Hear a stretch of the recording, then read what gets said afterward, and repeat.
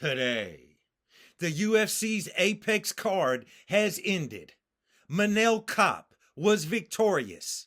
The refs caused a few issues. And what about Dominick Cruz's retirement in front of no one at the Apex? Do better, UFC. Do better. I will repeat, it was in front of no one at the Apex. It's a shame what they do to the Dominator.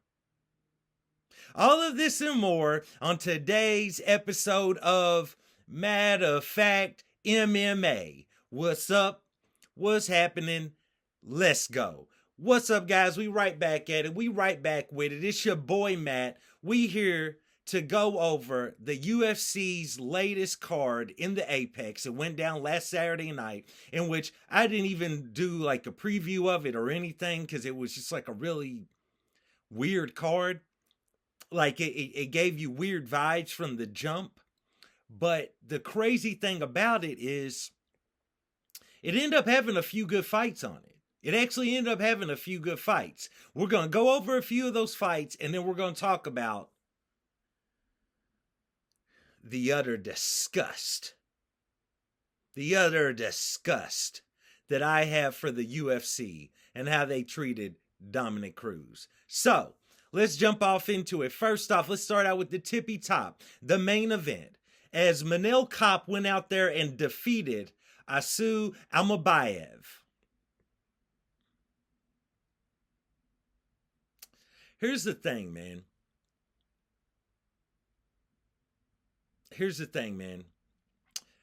Manel Kape looked outstanding in this fight, okay? This was a great showing from Manel Kape, all right? And his performance we should be more excited about, but we're not due to the weirdness of the eye pokes and the referee not really jumping in there or not really being super vigilant.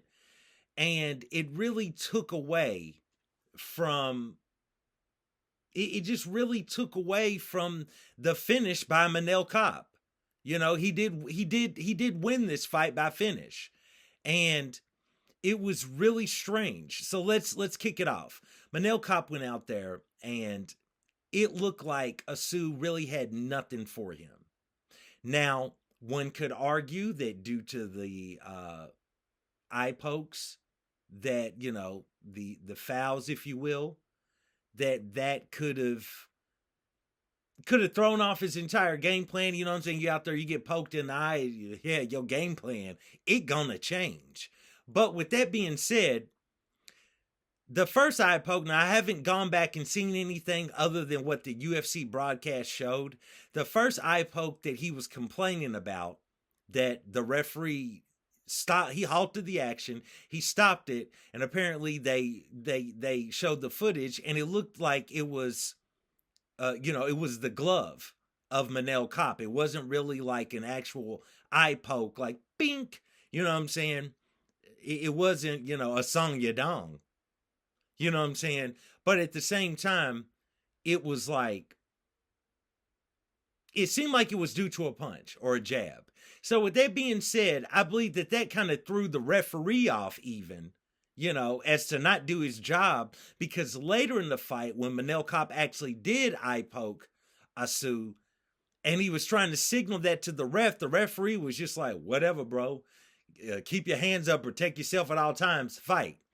And so, even though throughout the 3 rounds, I believe, let me check my notes, 3 rounds that this fight lasted, Manel Kape seemed to be ahead of Asu on all points. As I've spoken about before, Manel Kape's vision is outstanding. He sees everything coming. He blocks just about everything. Outstanding. His takedown defense was also outstanding. It seemed that Asu had nothing for him. Now, he did catch Manel Kape with a few shots, a couple. Nothing that I would say was flush. And Manel Kape just ate those and kept it moving. So it looked as if Manel Kape was going to win the fight regardless, but they still had 2 more rounds to go. Nevertheless, bro, Manel Kape's your winner. And at this point, bro, Manel Kape doesn't need to fight anyone else. He made weight. He's made weight his last 2 fights.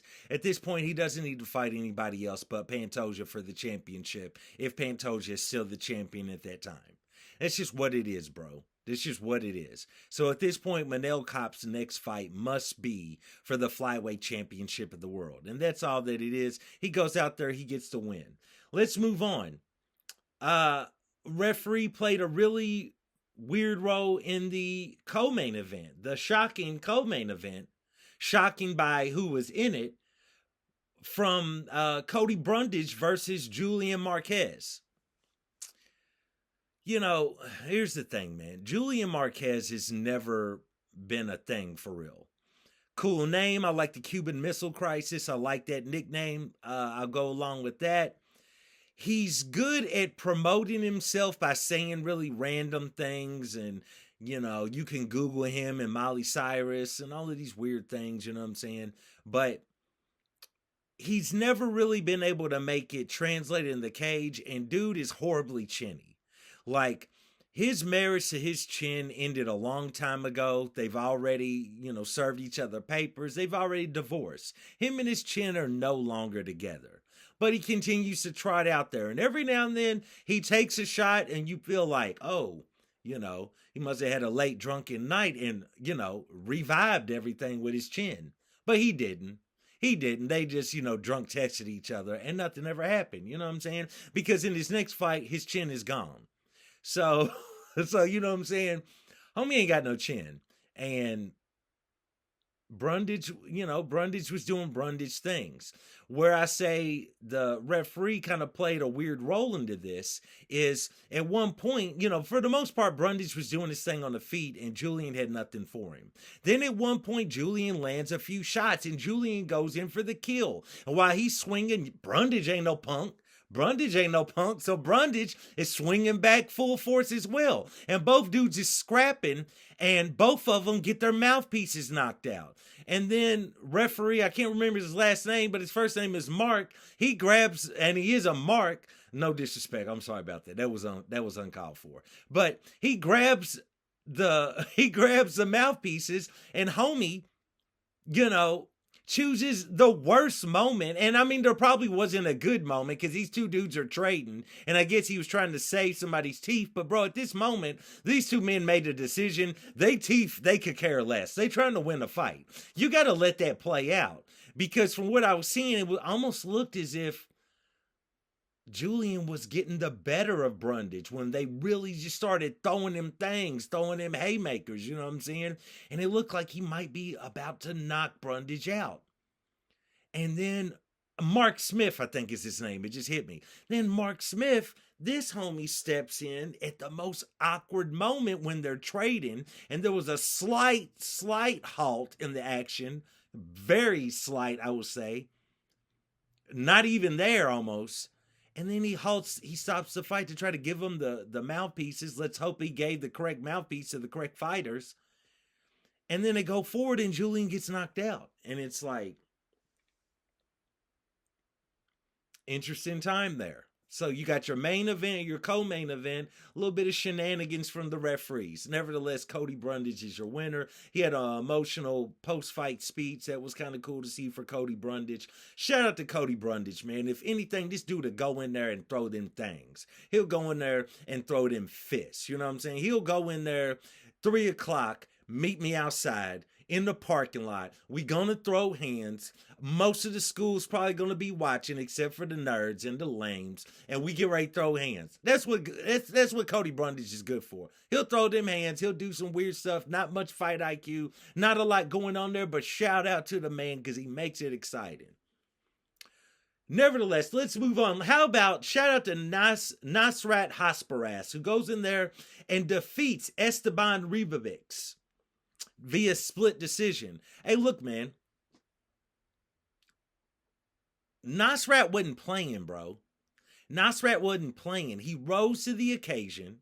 You know what I'm saying? He's got a fairly good team behind him. I mean, Faraz Zahabi, his results may vary as far as him being a coach, but dude looked like he was well schooled and was well prepared for Ribovics. Well prepared. And I feel like it almost looked like to me Ribovics wasn't expecting Nosferat. I'm sorry, I totally butchered his name. Nosrat, Hasperas. You know what I'm saying? You know what I'm saying? He seemed like he wasn't ready for homie and what he was bringing to the table. You know what I'm saying? But Nosferat was Hasperat was extremely prepared for this. His jab was on point. His timing on his strikes was on point. And even though Ribovics went out there and did his thing in the first round and was really trying to put it to him, dude was not wavered. He continued on. Shout out to him, man. Shout out to him, bro. I mean, and this is right after that tremendous like fight of the year candidate that Ribovics had at, was it UFC Noche? Was that what it was called? Noche. I apologize. You know, it's like, bro, I thought, you know, I never saw him about to lose to Hasperat. I never saw that. I just never saw that. So, you know, shout out to the man. Shout out to both of them, bro. But he wins via decision. I'm not sure if a lot. I mean, I felt like that decision worked. I didn't complain about it, but it is what it is, bro. We'll move on. How about this fight? This fight was a banger on the feet, bro. William Gomi stepped in there with Hyder Amil. Hyder Amil, bro. This dude right here, bro. Look, I'm watching that fight and my son's checking it out with me for a few minutes. Bro, Hyder, that's the type of, this is what I told my son. That's the type of dude, when you get caught, when look, bro, it's a late night. You might be leaving the bar. You might be leaving the club. You know what I'm saying? You in the city. You know what I'm talking about? And maybe you parked in a little shady area, a little bit shadier than where you wanted to park. You on your way to the car. You got a homie with you. Some people run up on you. You know what I'm saying? They get ready to try to go in your pockets. You want that homie to be Hyder Amil with you. Because that homie, you know, that homie, if they only get ready to throw hands, they get ready to get beat up. If they got a baseball bat, okay, that they, you know, you better swing wisely, because he can take quite a few of them baseball bat shots. If they got a gun, if you shoot him somewhere that's a flesh wound, you still in trouble. Hyder Amil ain't no joke, bro. That's a dude you want with you to fight with you as your brother in a back alley. You know what I'm talking about? That dude ain't no joke. He takes punishment, and William Gomi was putting it on him in the first round and half of the second round. Bro, the first half. Bro, Gomi was putting it on him. His strikes look amazing. His timing was on point. It was jab, you know, punch. He's going to the body. He's got these crazy spinning elbows, spinning back fists. He kept spamming. And spinning back kick at one point. I mean, bro, Gomi was going to work. He was doing his thing, bro. But at the end of the day, Hyder Amil would not be swayed. He couldn't. He was just too strong in there. He was doing his thing, bro. He was banging in there. Pause. And he was doing his thing. Shout out to him, bro. He was eating a lot of the shots of Gomi, and he stayed in his face. He kept Gomi on the back foot. Gomi stayed pressed up against the cage, which he worked well the first round and half of the second. But, bro, and Hyder was landing the more damaging shots, which is why I felt like that's what really won in the fight.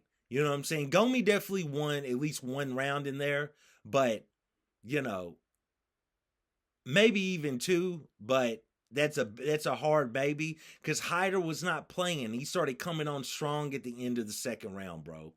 And this dude was banging in there. I mean, the shots were ringing out in the apex. So hard, so solid. It wasn't necessarily about his timing. It wasn't necessarily about the technique for him. It was the way he was just keeping the man on the back foot, staying in his face, and continuing to deliver punishment round after round. You know, it was great, bro. Shout out to Hyder Amil. He goes out there and gets a win. Shout out to William Gomi. He did his thing, bro. I felt bad for him because he put together an outstanding fight early on, but he just didn't know he was going to run into a Tasmanian devil like Hyder Amil, who just went in there like amazing and did his thing. So that was an outstanding fight.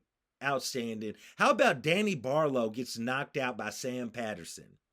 Sam Patterson, who did look huge, he looked big at welterweight. You know what I'm saying? It's crazy that he's up from 155 pounds. Danny Barlow looked like he was poised to do his thing. I mean, within the opening, I don't know, 30 seconds, 40 seconds, first minute of the first round. But one thing that, if you were listening to the commentary, they were really making it out like, Sam Patterson was inches from being knocked out because he had lackluster head movement. But a few of the shots that Patterson was throwing, I'm sitting there watching, and I'm like, Danny needs to move his head a little bit more because these shots are almost grazing him. And granted, you could tell he saw it coming, but he wasn't moving quick enough in the head movement department. You know what I'm saying? For me.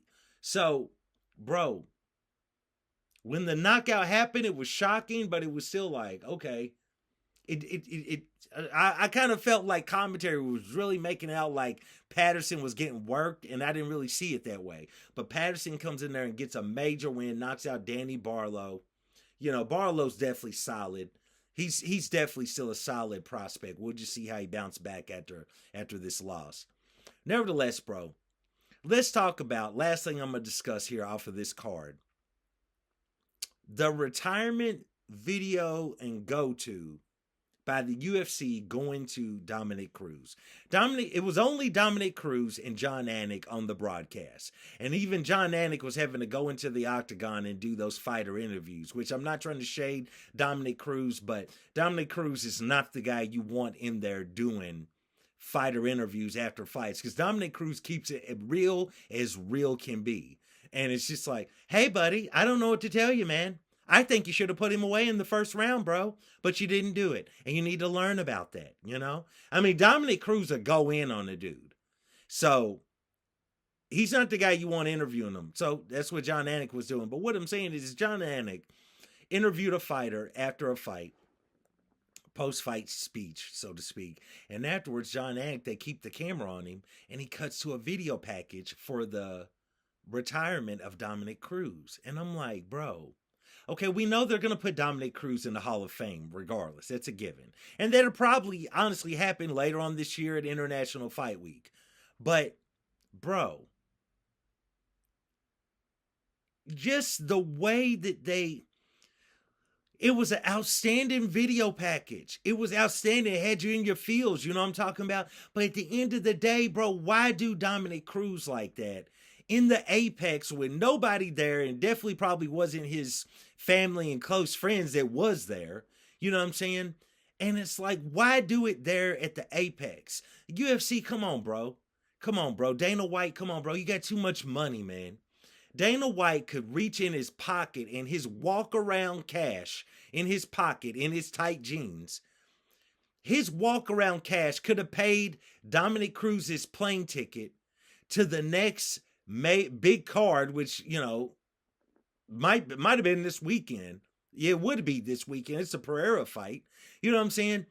He could have paid Dominick Cruz's bill to have him in front of a crowd when they showed this video package and showed Dominick Cruz's reaction. And it might have been totally different for Cruz, because it might have been hard to get extremely emotional at all, or even really react to it when you're in front of like 40 people, you know what I'm saying? 50 people, if that, you know what I'm saying? And a bunch of people that, like, who are these folk out there? A lot of the fighters, family and friends and everything, but probably very few of Dominick Cruz, if any. So it's like, bro, why you do that? Dana White could have been like, how much does it cost to fly Dom out there?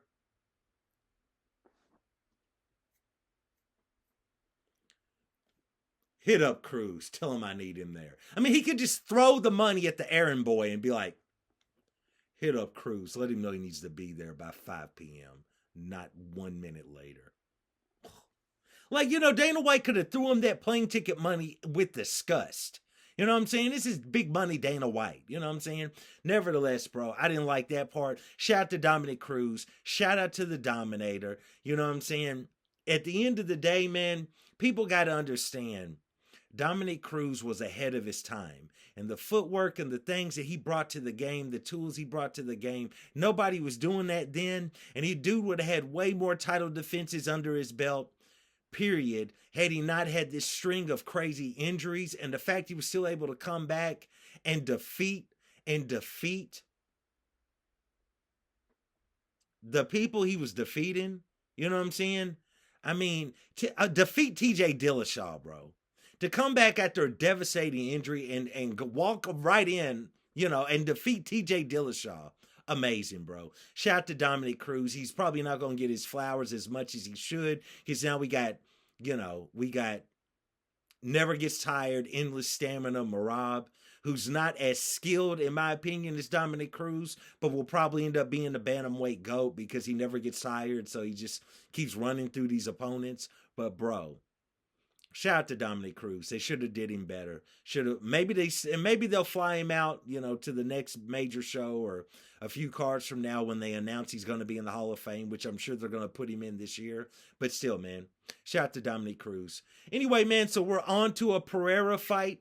Pereira versus Almabayev, a fight, very intriguing fight, one I've wanted to see for a while, even though, I wasn't mad at the fights that they've been putting together for Pereira, but shout out to this. Pereira can go ahead, get this one out the way. We'll talk about if he's going to be victorious. We'll get into some other things, and that's it, man. So I appreciate you guys. Please continue to like, subscribe, comment. Let me know what you think. Let me know if you were mad at the Dominick Cruz retirement video being in front of nobody. And once again, I do want to thank you guys for joining me for another episode of Matter of Fact MMA. And I'll check you next time. Peace.